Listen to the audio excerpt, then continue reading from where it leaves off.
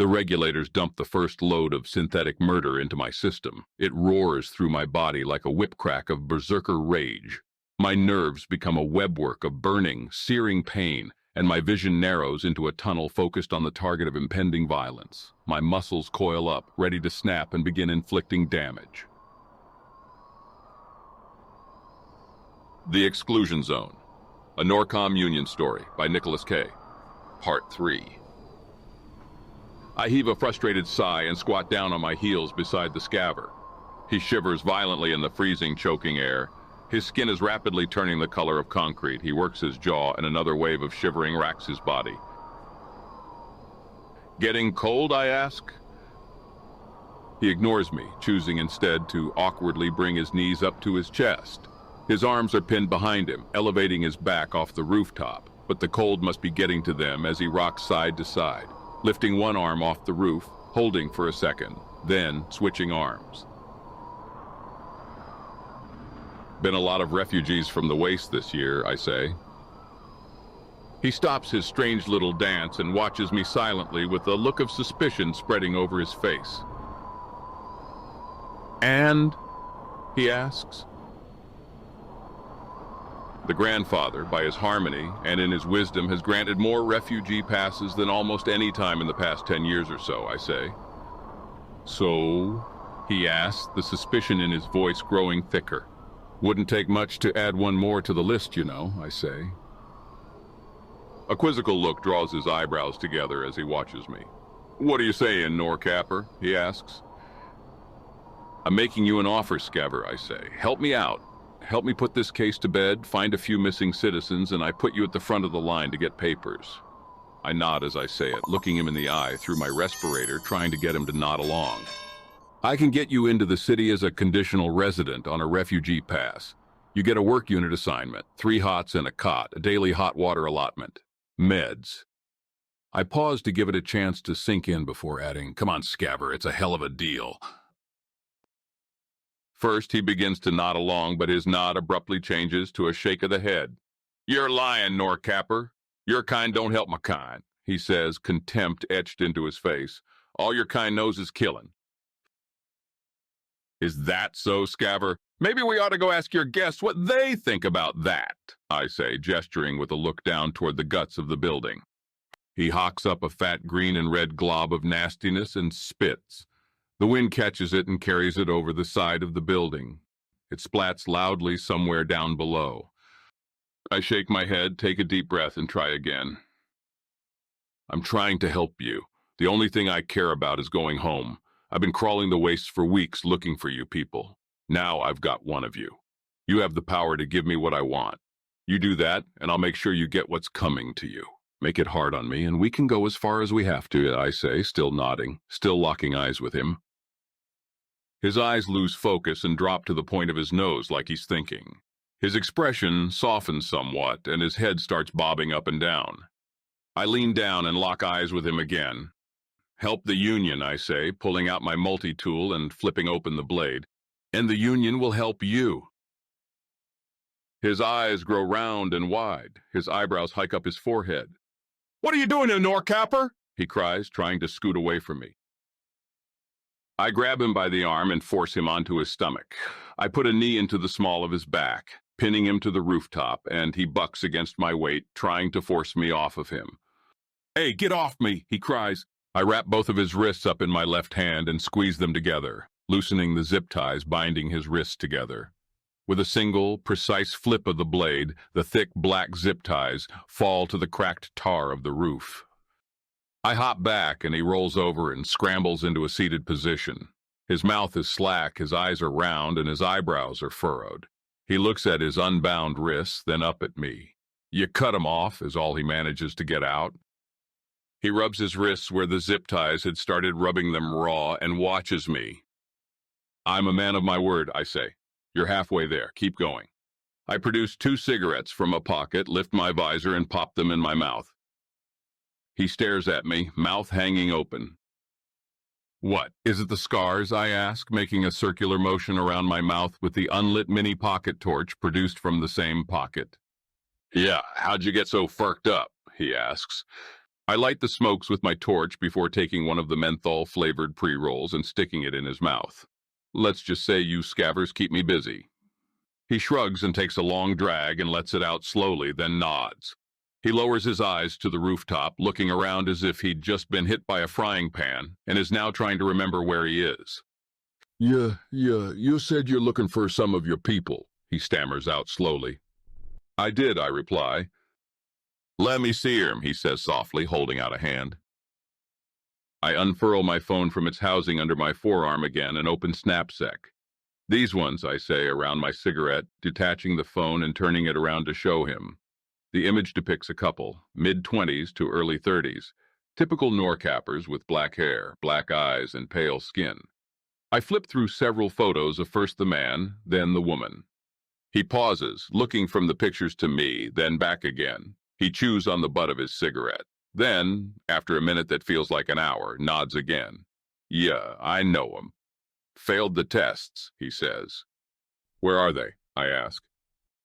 Down stars, dreaming with the udders, he says after a pause and a resigned sigh. Okay, I say, nodding along with him. Last question. Where'd your friends go? His lips lock shut again, and his expression turns flat as slate. Several minutes pass. Hope fades that he's just mulling it over. It's plain as day that he's made a decision. Rust and ruin, not this again, I say. I cut your hands free. What else do I need to do? I pace back and forth, watching him and searching fruitlessly for the magic words that will get this fuck to just spill it. But his expression doesn't change. Look, Scavver, either you tell me and I make this easier on all you fucks, or I call in PubSec to come and finish the job and I go home in shame and they cut my social credit. Make it easier on all of us. Just tell me. They're boned either way, but you can still save yourself, I say, the end of my rope in sight. He flinches at the mention of PubSec, but goes on ignoring me, sucking on the cigarette and wrapping his knees up with his arms. Just tell me where they went. Tell me, and I'll send you on your way with coordinates to a checkpoint and a recommendation for expedited processing, I say, slapping the back of one hand into the palm of the other, helpless to keep the exasperation from my voice. Help me out. Serve the Union, and the Union will serve you. He turns his head away, but keeps watching me out of the corner of his eye. All right, still don't believe me? I say. I kneel down beside him and cut the zip ties from his ankles. He kicks at the rooftop, scrambling backward away from me, eyes fixed on my knife. I close the blade and pocket it. There, I kept my promise. Now tell me, I say, voice flat, patience exhausted. He continues to kick at the roof, pushing himself further and further away from me. Fear plasters his face, but slowly his expression hardens. His lips curl down into a sneer, his nostrils flare, and his eyes widen. Firk your Union, Norcap rot swine, he shouts at me. Firk your service, firk your ash-blighted grandfather, and most of all, firk you. He spits out the cigarette and glares at me, seething and sucking in mouthfuls of air as he rises slowly to his feet. He reveals a length of metal debris held reverse hammer grip like a knife. He must have picked it up while I was distracted. Now the cunt wants to dance. I was already getting close to the end of this rope with this motherfucker. With this, the end of my rope vanishes somewhere behind me. Made your mind up, have you? I ask. Well, let's just see how far that resolve gets you. And I growl through my respirator. The aggression regulators whir to life. They spin up, and my veins fill with precursor again. The pressure makes my skin feel like a wetsuit 2 sizes too small. My eyes feel like they're gonna pop out of my head. Then comes the rush. The regulators dump the first load of synthetic hormones into my system. It roars through my body like a whip crack of berserker rage. My nerves become a webwork of burning, searing pain, and my vision narrows into a tunnel focused on the target of impending violence. My muscles coil up, ready to snap and begin inflicting damage.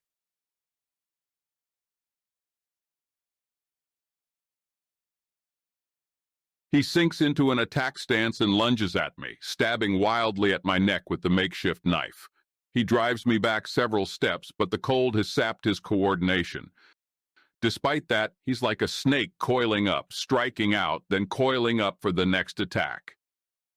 I raise my arms in front of me, and the impact plate on the back of my right forearm takes the hit. The tip of the improvised weapon sticks like a spike into the carbon fiber and Kevlar weave. He yanks the tip out and thrusts the knife at me again, leaning forward and putting all his weight behind the thrust. I turn to the side, grasping the jagged piece of broken metal in both hands, and wrench it from him. The thick padding on my gloves protects my hands from serrations along the broken metal's edges, but the thick leather of the palms gets ripped up. He stumbles a few steps but whirls around and lunges at me again, bare hands reaching for the knife. I throw a left jab like a piston in an engine that catches him in the jaw, and I swing the blade down right-handed in an underhand arc that slams the thing home straight into his thigh. He screams and stumbles back. I throw a side kick into his stomach. He doubles over, but instead of going down, he dives into me, pulling me to my knees and throwing jab after jab into my ribs. My coat takes the edge off his hits, but the sudden ferocity of the attack catches me off guard, and I'm forced backward. My knees bend back, my heels dig into my ass. He presses the attack, ripping the knife from his leg and digging his toes into the cracked roof, trying to force me down onto my back. I push back, grabbing his face and trying to dig my fingers into his eye sockets, forcing myself closer and closer to being upright and able to fight back. He raises the bloody knife above his head and attempts to drive it down into my collarbone. I twist my upper body and push his hands to the side with my forearms to redirect his force. The knife scrapes my respirator's filter canister and he jams the thing into the rooftop. Before he has a chance to pull it free, I spin around so I'm above him. I bring my elbow down on the back of his head again and again until he lets go of the knife and begins to lose his balance. I finish twisting until he's face down on the roof. Then I bring my left leg up and mount him like a horse. I throw a couple of jabs into his cracked ribs. He wails in pain, gasping for air. "I'll give you one thing. You wastelanders are tough motherfuckers," I say, panting. Still straddling him, I grab his shoulder and force him onto his back. Then I throw another right hook into the deep purple bruise on his ribs. The bone cracks like a gunshot and he screams. I pop him in the mouth with a left jab. He sucks on a split lip, clenching his eyes shut and moaning. I stick my hands under his arms and pull him up to his feet. His moans deepen and he swoons in my arms. I set him down on the ground beside the parapet, hoist his ankles up, and throw on a few fresh sets of zip ties. "I'll tarlock, big brother, please," he cries. "I'm sorry, big brother." My wrist vibrates. I glance at my phone's mini preview screen where a travel pass warning flashes yellow and red. Only a couple hours left before I'm due back at the wall. "Oh no, little brother, oh no, no, no, no, no, that time has passed," I mutter through clenched teeth and dismiss the message. "I tried being nice, tried to help you, tried to avoid all this, but you scavvers, you plague-riddled sons of the waste, never fucking learn." I seethe, damn near hyperventilating in my anger. Now it's go time, do or die, no more fucking around, no more Mr. Nice Guy. I see my cigarette smoldering on the rooftop beside us. I pick it up and hold the cherry a finger's breadth from his eye. My face pinches up. I shake the thing in his face and take one last drag to get it good and hot before putting it out right in the center of the deep purple bruise spreading over his ribs, then pull my respirator back into place. He screams and sobs, and I pop him in the mouth again with a right jab. His sobs are muffled when he closes his mouth and rubs his jaw with his still free hands. I grab his right wrist and force him over onto his stomach. I drag his arm to his lower back and wrap it in a zip tie. He resists, fighting against the pain to try and pull his arm free. I punch him in the back of the head until he stops struggling, then force his other arm back and finish cuffing him, then roll him onto his back again. I straddle his stomach and lean close enough that the oil from his nose smudges my visor. "Where are they?" I ask. "Those fucks you sent away. Where'd you send them?" He tries to recoil, but just slams the back of his head onto the rooftop. I grab him under the arms and heave him up onto the parapet.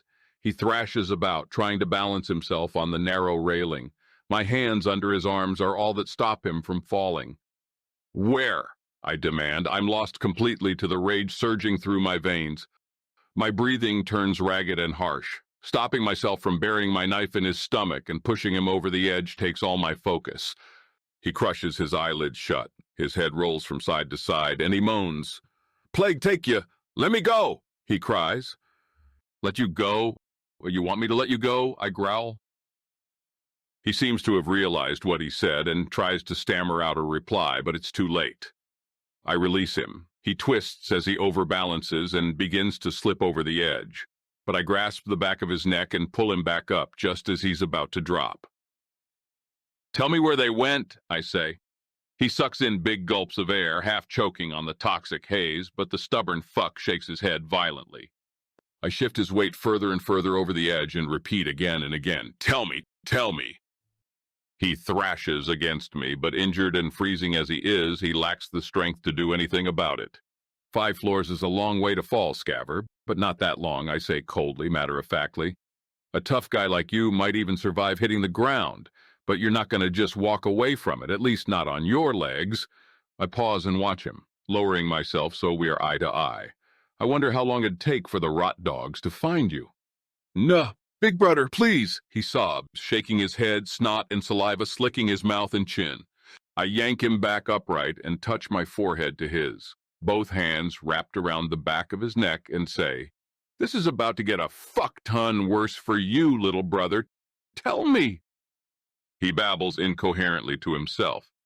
I lean him back out over the open air, further this time. "Give it up. Where are your friends?" I shout. He continues his incoherent, terror-filled ranting.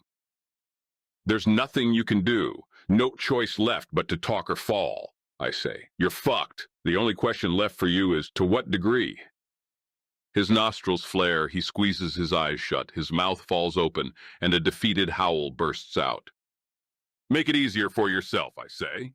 "Are you going to spend a few years doing hard labor? Maybe a little reprogramming?" I ask. "Or are you going to crack your spine on the pavement and wait for the rot dogs to come peel the living meat from your bones?" His eyes, wide and staring, glow orange under the lamp. "Or maybe PubSec is going to have to come out and figure you out," I finish. His eyes shine and wetness streaks through the filth coating his cheeks. "Come on, Scavver, I'm trying to save your stupid ass here. Talk and save yourself. Don't talk and wish you had till your spark finally flees your filthy, diseased body." For a moment, it almost seems like he's going to talk. He looks at me with wet eyes, mouth open and quivering. Then his face pinches back into the old sneer I've come to know so well. "Furk ya," he growls. "Furk your help. Furk your blighted union, Nercapper." He blinks away the tears and stares hard into my face. Destiny will rise up again. And when she does... He shakes his head slightly and spits at me. The wind chuffs through the ruined scaffolding and broken windows of the sanitation facility to catch and carry away the disgusting wad of disease. I shake my head and release my grip on his wrists. He yelps and slips off the railing. His plummet to the workyard below is cut short by the zip ties anchoring him to the parapet. There's a thick, wet pop, and he belts out a shriek of pure agony. One of his feet is pointing the wrong way now. His swings to a stop and frantic and incomprehensible shouts echo through the sanitation facility yard. But at last, he breaks. All right, I'll tell you," he cries, looking pitifully up at me, then over his shoulder to the ground below, where his gear lays in dusty heaps flapping in the wind. "Just please, don't let me fall." The wind wails with joy, clawing at him with greedy fingers. "There, big brother, the others went there," the scavver shouts desperately through sobs of pain and terror. He gestures with his chin to the outlines of a group of residential towers in a compound barely visible through the haze across an industrial runoff canal just north of the sanitation facility's workyard. "The Torwers," he cries, "other soit Oda Canal." He slips so far into that wasteland dialect of his that I almost don't catch his meaning till I follow his gesture to the gated compound on the north side of the runoff canal. They stand there, a dozen or so residential towers looming over the landscape like sentinels frozen in place and obfuscated by the raging dust storms. They rise so high into the haze that the tops are all but invisible, all but the nearest ones. The tower at the southeasternmost corner of the compound is sheared off just above what looks like the 20th floor or so. leaving nothing but twisted, skeletal steel clawing at the clouds like hooked, crooked fingers. "See? That wasn't so hard, was it?" I ask. "Now, how do I get across the canal?" His face flutters between defiance and compliance until he lets out a long, throaty wail. "Not across, big brother, under," he says. "Thar's a way under de canal through d'incinerators," he says. His words are smothered in snot and saliva. "No bridges, Lurf, no way across. You're going to go under." His sobs break the sentence up. My temper cools to polished ice and my tool knife clicks into the open position. The scavver flinches hard at the sound. The aggression regulators begin to spin down, back into sleep mode, and a migraine begins to take root. "Incinerators?" I ask, tapping the sole of his foot with the knife. I trace the tip of the blade along the bottom of his bare feet. He shivers, and a paper-thin slit appears just behind his big toe. I put the knife to one of the zip ties binding his ankles to the railing and give it a little flick. It pops open and falls, bouncing off the bottom of his chin before the wind snatches it up and carries it off. "Maintenance harches in the incinerators, into the underworks, down the stairs and through the tunnels." He shudders just a little when he says that last part. "Then into a tower basements," the scavver says, his voice a stammering mess of his wasteland dialect made thick with apprehension. "All right, I believe you. That's why I'm not going to cut these ties." I tap the narrowing bundle of plastic ties with the knife's edge. One of them pops open and tumbles to the ground below. "Oops." He gibbers incoherently to himself in that guttural wasteland snarl. I trace the outline of a design tattooed on the ball of the man's left foot. It's a rocket ship that forms the pupil and iris of a woman's eye. It has an unsettling quality to it, something inhuman, reptilian. It seems to follow me as I shift back and forth on my haunches. The crude drawing and uneven lines give it the look of a prison tattoo done with a ball pen. "It's not the first time I've seen this. Seems every time I run into one of your people, they've all got this," I say. I jam the tip of the knife into the center of the pupil, and he shrieks. "Tell me about the tat," I say. I open and close the knife over and over again and repeat the demand. The scavver flinches with each click of the blade's liner lock. He pants hard and tears stream from his eyes. His face is contorted with frustration and pain. The struggle going on in his mind visibly intensifies, twisting his features further. At length he gives in. "Destiny warches," he says. "She always warches. Warches our airy step." "What the fuck is that? Some scavver superstition?" I ask. A cracked screen embedded in his arm lights up like the advertisements in NorCap. It glitches and flickers as it works. "The fuck?" I ask. "I thought that fucking thing broke when I hit you and your boys downstairs. Shoulda checked." I reach down and twist him to see the screen. A message notification icon pulses there, followed by another, then a third. Soon there are 10 or so icons stacked, all pulsating impatiently. "The fuck is this all about?" I ask. A box with a bright green sent notification pulsing inside it appears, then slowly fades away. "What the fuck was that all about?" I demand. "Who the fuck did you just message?" His bloody grin splits his face in two. His eyes slide shut, he sucks in a deep breath, and the screen pops back on with another message sent notification. "She's been listening and she likes you. Wants to know more about you." Triumph inexplicably fills his voice. "Your test's just beginning, Harper. See how far you get." He cackles and I drop my rucksack to pull out my tracker gun.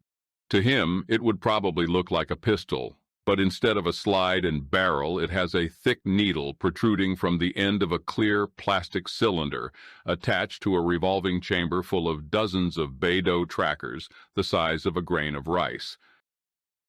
I pull back the charging handle and jam the needle into the bottom of his foot.